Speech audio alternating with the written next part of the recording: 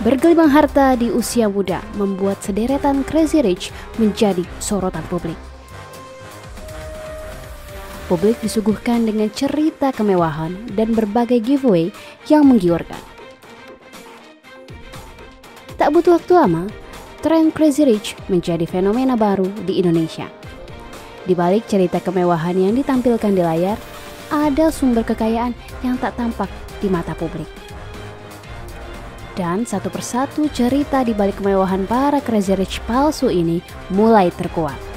Dua nama yang sudah terbongkar kedoknya sebagai Crazy Rich palsu adalah Indra Kents dan Doni Salmanan. Mereka resmi ditetapkan sebagai tersangka kasus dugaan penipuan judi online, penyebaran berita bohong atau hoax, serta tindak pidana pencucian uang. Indra Kesuma alias Indra Kents menjadi tersangka penipuan dan tindak pidana pencucian uang kasus aplikasi Binomo.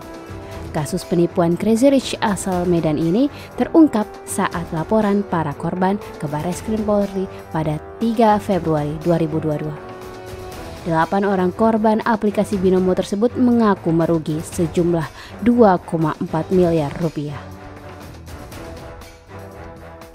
Setelah diperiksa, ia ditetapkan sebagai tersangka dan kemudian ditahan di rutan Barreskrim Polri, Jakarta Selatan. Indra Kents terancam hukuman penjara selama 20 tahun dengan pasal berlapis, TPPU hingga penipuan. Menetapkan Saudara Ika sebagai tersangka. Setelah ditetapkan sebagai tersangka, penyidik melakukan penangkapan dan akan segera melakukan penahanan.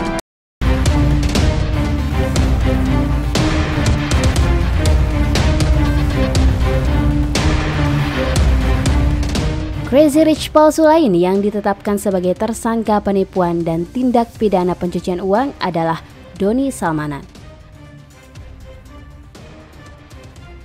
Doni Salmanan menginvestasikan sebagian dana hasil kejahatannya dalam bentuk mata uang kripto. Polisi telah menyita 97 item aset tersangka dugaan penipuan berkedok trading Quotex dengan total nilai 64 miliar rupiah. Hal ini disampaikan langsung oleh Ditipid Cyber Brigjen Polri Asep Edi dalam konferensi pers di Mabes Polri Selasa 15 Maret 2022. Atas perbuatannya, Doni terancam hukuman 20 tahun penjara. Indra dan Doni sama-sama ditetapkan sebagai tersangka investasi bodong melalui platform binary option. Yang membedakan hanyalah aplikasi yang mereka gunakan. Sebagai afiliator, Indra Kents menggunakan aplikasi Binomo, sedangkan Doni Salmanan menggunakan aplikasi Quotex. Binary option merupakan instrumen trading atau perdagangan daring. Cara kerjanya, trader harus menebak harga suatu aset akan bergerak naik atau turun dalam jangka waktu tertentu. Trader dapat memilih aset yang akan diperdagangkan berupa mata uang, indeks saham, kripto, hingga komoditas. Setelah menentukan aset, trader harus mempertaruhkan sebagian modal yang dimiliki untuk mendapatkan keuntungan. Binary option tidak mendapat perizinan dari Badan Pengawas Perdagangan Berjangka Komoditi atau Bapepti, Kementerian Perdagangan. Sistem binary option ini berbeda dengan judi, di mana saat orang berjudi, kesempatan menang dan kalah adalah 50-50. Di modus aplikasi yang mereka publish, pemenang bisa diubah di metadata. Sang bandar inilah yang nantinya akan mengatur siapa yang menang dan siapa yang akan kalah. Hal itu dijelaskan oleh Rudy Salim, seorang pengusaha yang namanya sempat terseret dalam kasus Indra Kents. Di emas dan sebagainya ya, forex, macam-macam gitu kan. Nah, ini kita bisa memprediksi 10 detik ke depan harganya akan naik atau akan turun. Tapi disinyalir naik turunnya itu bukan keadaan market sebenarnya, tapi di metadatanya di back end ada admin di belakang yang bikin, wah dia ngebetnya tinggi nih, kita kalahin.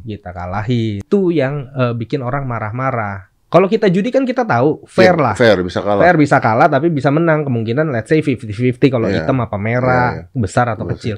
Kalau ini lu punya banyak duit, lu kalah, dikalahin. Waktu kecil dimenang-menangin dulu. Kurang lebih seperti itulah. Karena terseret inilah, Rudy Salim akhirnya mengetahui dan menjelaskan modus yang dilakukan Indra Kents. Diketahui sebelumnya nama Rudy Salim terseret karena Indra Kents diduga mencuci uangnya dengan membeli kendaraan mewah di Prestige Motorcars miliknya. Dugaan itu muncul setelah PPATK menemukan adanya transaksi sejumlah barang mewah.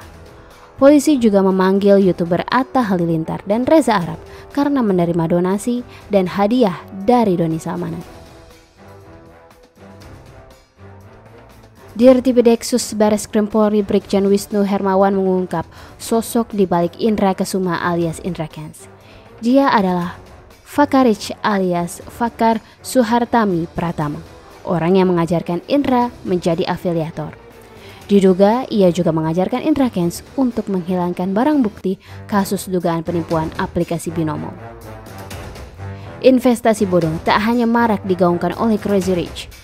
Di Bali, para korban dugaan penipuan dengan modus investasi robot trading melapor ke Diskrimsus Polda Bali pada 14 Maret 2022. Mereka mewakili 300 nasabah investasi robot trading yang tertipu hingga ratusan miliar rupiah. Ketujuh orang perwakilan korban ini melaporkan perusahaan trading PT FSP Academy Pro atas dugaan penipuan. Para nasabah ini mengaku menginvestasikan uang puluhan juta rupiah hingga ratusan juta rupiah per orang. Pada Januari 2022, pihak PT FSP menghentikan trading dengan alasan sedang mengurus perizinan. Trading sempat dibuka kembali pada Maret 2022. Namun, para nasabah justru rugi hingga dana investasi habis. Apapun kegiatan yang dilakukan oleh para pelaku ini, yaitu mengajak para masyarakat untuk ikut trading di Fahrenheit ini.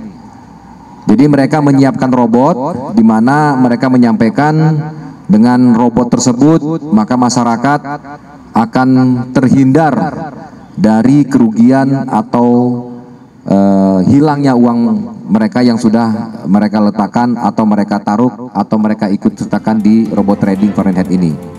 Fenomena Crazy Rich dan investasi bodong ini dinilai sangat berdampak bagi kehidupan sosial. Salah satu pengamat ekonomi Profesor Renat Kasali angkat bicara terkait fenomena ini. Flexing yang saya maksud itu judulnya kan kaya bohong-bohongan. Ya. Kaya bohong-bohongan. Jadi dia kaya sih. Ya. Tapi bohong-bohongannya lebih banyak daripada kaya benerannya. Oh, oke. Okay. Begitu ya, dan itu digunakan untuk menarik, untuk menjadi magnet kepada calon customer. Ya, kepada calon customer, dan kemudian akhirnya terjadilah proses penipuan. Meskipun banyak terungkap kasus penipuan, investasi bodong sulit diberantas. Masyarakat mudah tertipu dengan iming-iming untung besar dan cepat. Apalagi di era digital, semakin banyak oknum yang menawarkan investasi mudah melalui berbagai platform di media sosial. Berhati-hati dan waspada adalah satu-satunya jalan agar tidak mudah terjebak oleh iming-iming dari investasi bodong.